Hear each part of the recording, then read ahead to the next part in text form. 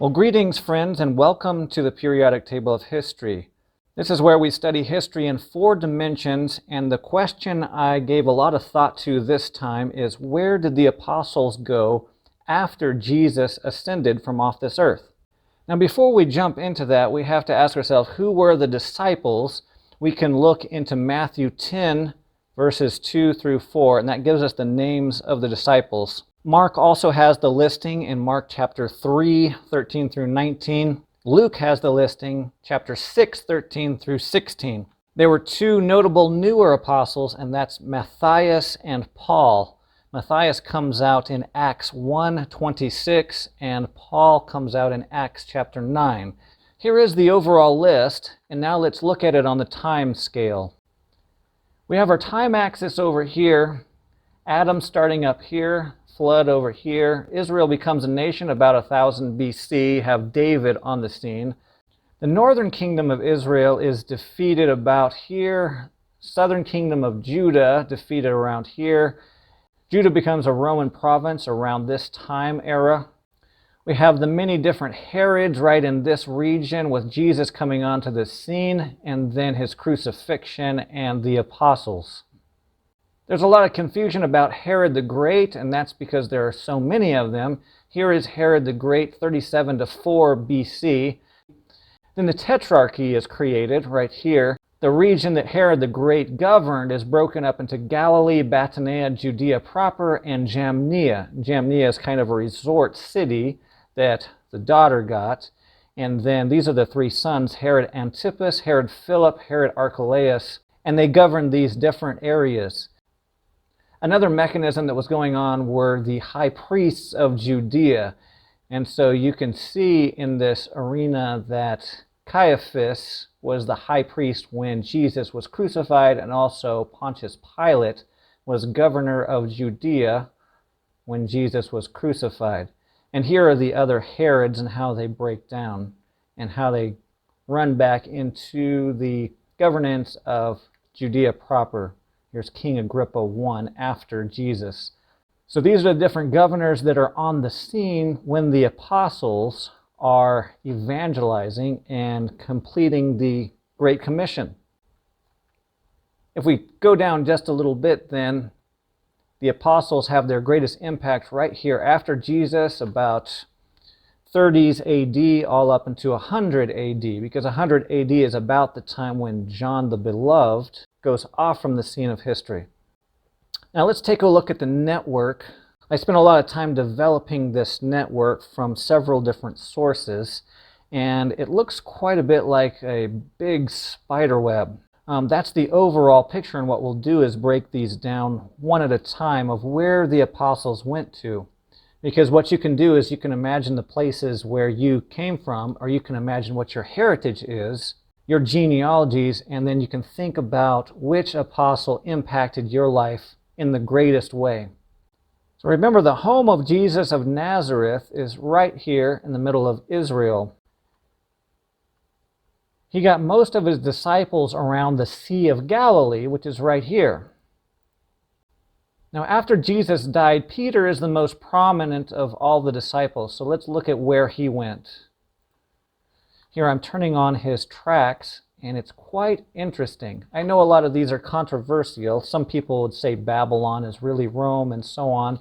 But I think Babylon can really actually be Babylon, because it was in the proximity of where Peter was preaching. But Peter's tracts are really interesting here, because he goes back and forth from Antioch to Jerusalem. Remember, there was a big council of Jerusalem in 49 AD, and that's where Paul and Peter, the other apostles, got together, and they started debating on how Jewish the Gentiles needed to be, or how Gentile-ish the Jews needed to be. This controversy was there in 49 AD, so a lot of the early church happened right here around Antioch and Jerusalem. But then there was a great persecution in Jerusalem. The apostles went out. So we follow all the places where Peter could have gone, and that's how the rest of these will be also. That we know he was in Cappadocia and Edessa and Bithynia. And if we just take the most efficient route, then we come up with these lines. Now, we don't really know if he went by boat or if he walked along the land. Those sorts of details are not available to us. But to give us a really good idea, this is where he went. This was his stomping grounds, and he spent a lot of time in Turkey. Now remember, Paul wrote a letter to the Corinthians, and Peter was also there. And interesting for the Western world, we can see that Peter made it all the way to Scotland. So we can see that even though he's a huge figure in the Bible, he's also a huge figure in the Western world, and that would be Europe expanding into the Americas. Westminster Abbey is supposed to be a place where Peter actually had church, and that's why Westminster Abbey was built where it was. And you can see we can come over here to 64 AD, and that's the death place of Peter. I love doing this study, and even though some of these points might be controversial, it still gives me an amazing idea of the life of Peter and what happened after Jesus, because you're talking about the 30s into the 60s AD.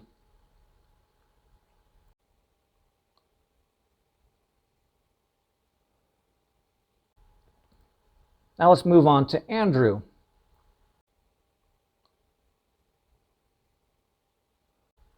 Andrew made his way up into Armenia, and there's a whole sector of Christianity called the Armenians. Christianity really took hold in this region, and as you could see from the overview of all the tracks of all the disciples went along Turkey, Armenia, and all up through Jerusalem and up into Lebanon, Syria, and what we think of as Turkey, Iraq, and Iran. So this was a huge fertile area for Christianity in the 1st century AD. You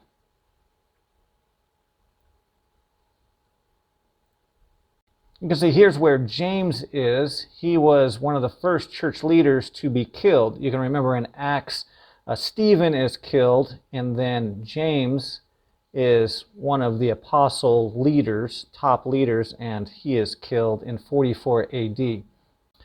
His death also may have catalyzed the other disciples, or other apostles, I should say, going out into the rest of the world.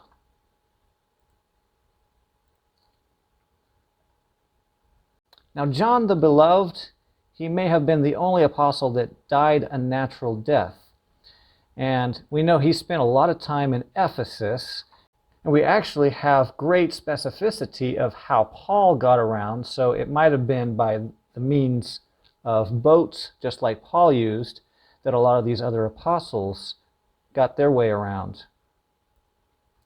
But Ephesus was a major center of Christianity, and you remember that Paul wrote a letter to the Ephesians, and that's this church right here that John spent a great deal of time at. He was exiled to the Isle of Patmos. That was where he wrote Revelations, and that was somewhere around 100 AD.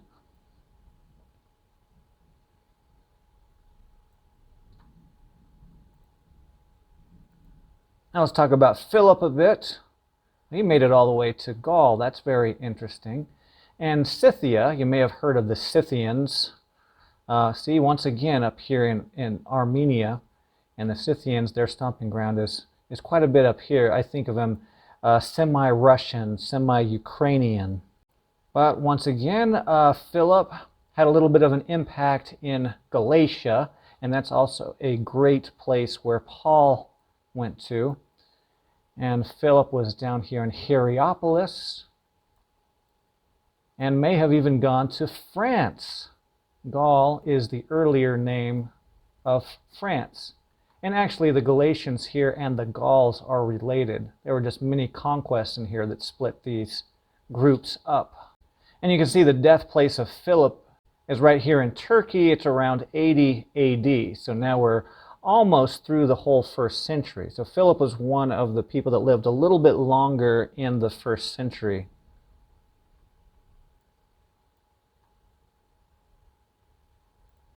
Bartholomew is kind of interesting. We don't know a lot about him, but there is information on him in the Church of the East. See, it's just in the United States, we think more in terms of the West, and then we lose sight of what's just around the earth in the East.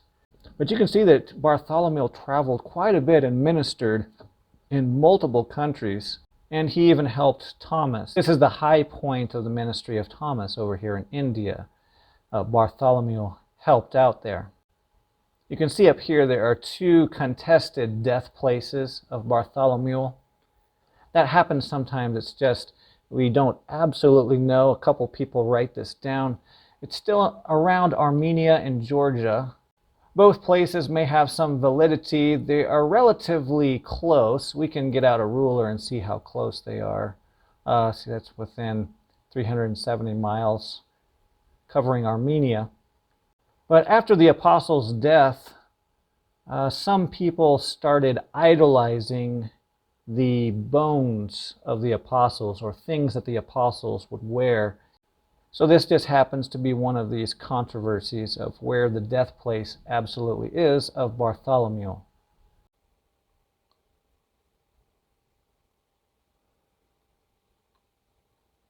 Now Thomas, we have a lot more on Thomas than a lot of the others, but like I said before, he's in the East, and so the Western Church doesn't study him very much.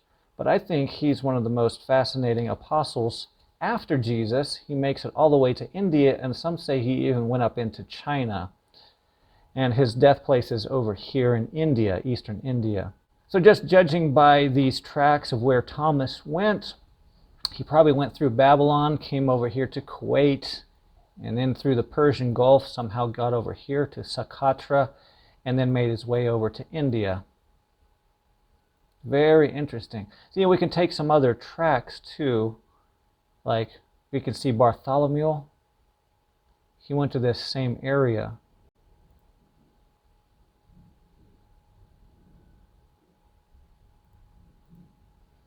Now, Matthew, he spent a lot of time in Egypt.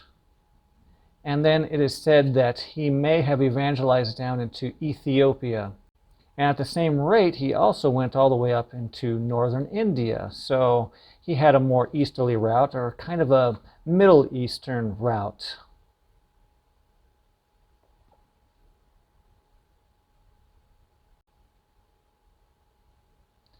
Now James the Less, or James Alphaeus, made it all the way here to Spain or Portugal. So the Spanish and Portuguese claim him outright. And you can see that he's kind of a Mediterranean kind of an apostle. But Santiago de Compostela is pretty extreme as far as the distance that the apostles have traveled.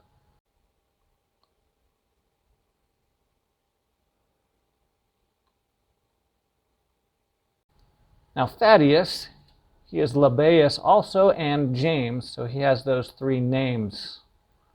And he also went to the east. So you can see Thomas, Bartholomew, and Thaddeus were probably pretty close friends, those three.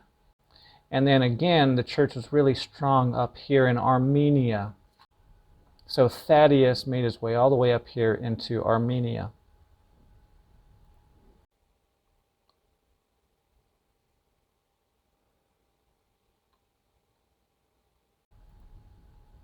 Simon the Zealot, I think we don't talk about him very much, but when I looked at the expanse of where he went, it's as extensive as Peter, and maybe even more so because he made it down here into Mauritania. So he is one of the people that laid the foundation for Christianity in Africa. And we can look at Matthew also in here. So if we overlay Matthew and Simon the Zealot, those two apostles made the greatest impact here in northern Africa. But Simon the Zealot, I did not know this before, made it all the way up into Glastonbury. And so he may have done a little bit of ministry with Peter. See, we can overlay Peter's tracks, and we can see that Peter and Simon the Zealot, the political activist, may have crossed paths quite a bit. And then the death place of Simon the Zealot is back here in Armenia again, or northern Iraq, or western Iran. It's kind of in this general area. So Simon the political zealot is all over North Africa, Europe, and a little bit back here in Armenia.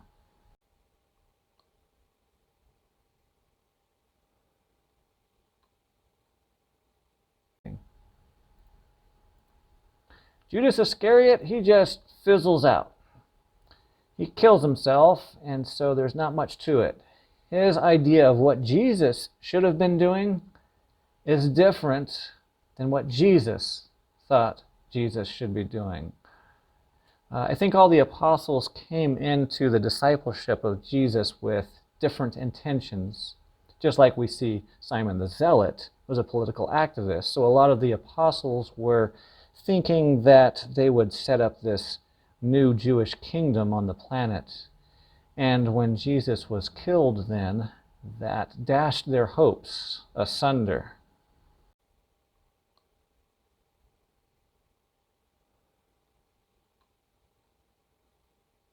All right, so as Judas was dead, then Matthias was the one who took his place.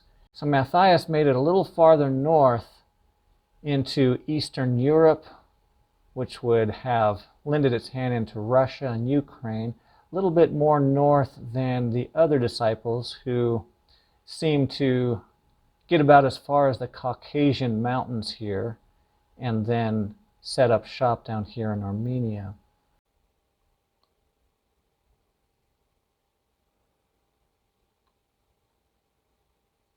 I have a little bit more detail on Paul. Actually, the book of Acts is very specific about where Paul went. And so these are all the different missionary journeys that Paul made. And most of the New Testament was made right in here because the Ephesian church was here, the Galatian church here, the church of Antioch here, Jerusalem, of course. Then Corinth is right here just about beside Athens. Philippians by Philippi up here, and then we have Rome over here.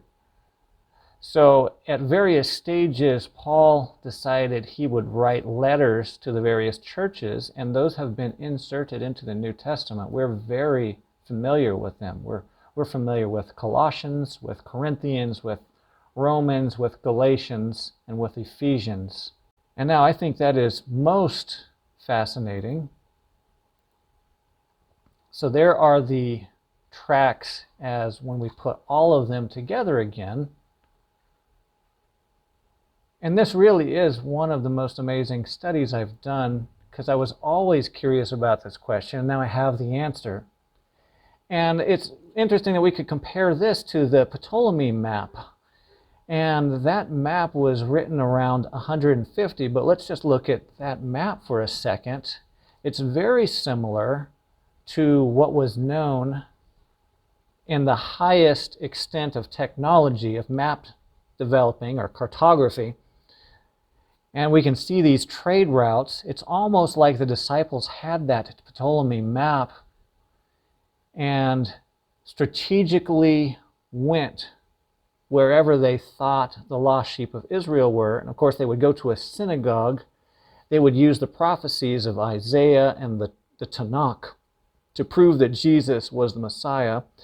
Usually that was rejected, and then the church would split, and you'd have two synagogues then. You'd have a pro-Jewish, anti-Christian synagogue and one that is pro-Jesus, accepting Jesus as the Messiah, and then accepting Gentiles into the synagogue. So this is a huge time when Judaism gives rise to Christianity, and they become a bit antagonistic against each other. Because when you start talking about Jesus as the Messiah, now you have to either go all in for it or all out against it.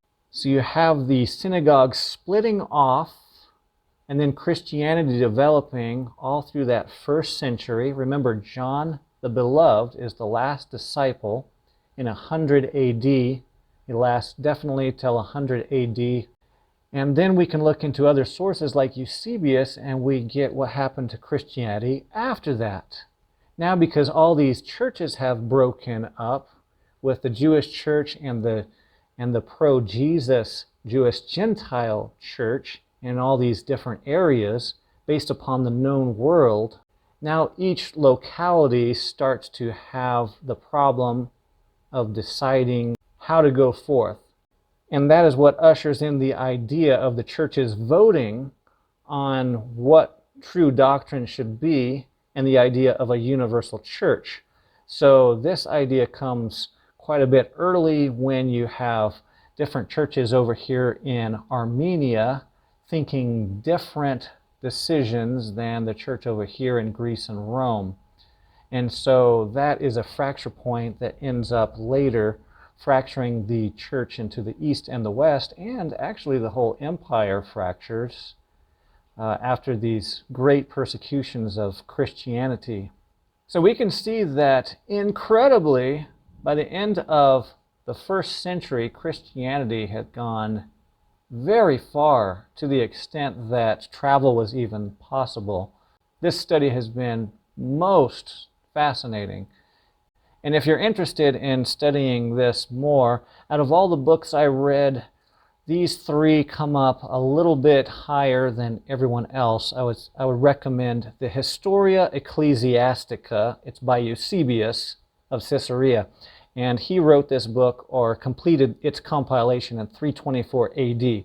That's the core where everything comes from. If you read that, you will get a lot of doctrine answered, a lot of mysteries answered, and a lot of information upon the early church initially, and then Eusebius goes into the persecutions, that goes into everything up into Constantine, because Eusebius was one of the popes around the 300s, I think around 310.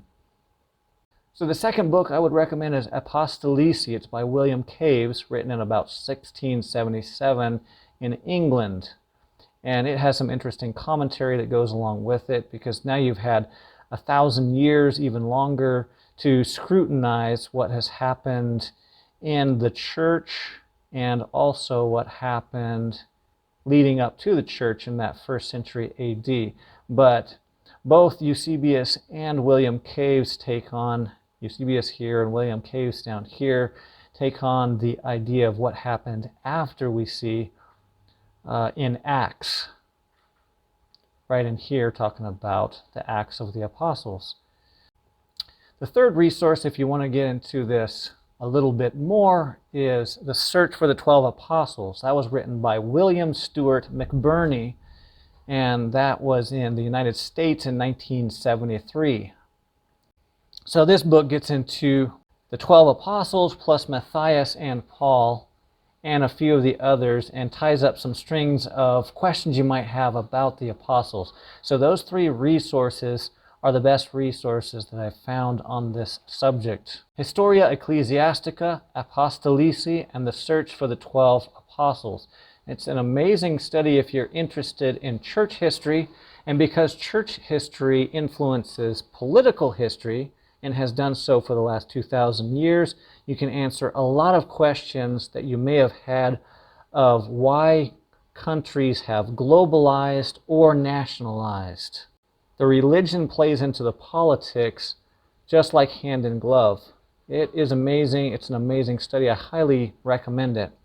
Well, I hope that study was interesting to you. I hope this spider web of a network of what the apostles did is something that enlightens us all. And what are your thoughts and concerns about the apostles? Be sure to write your comments and your questions down in the comment section below. Someone may be able to answer your question, and maybe your comment can help the rest of us that are studying this same topic. Now, thanks for making it this far in the video. Let's all remember to use our time wisely, because remember, in 2 days, tomorrow will be yesterday. So have a great week, and I'll see you next time.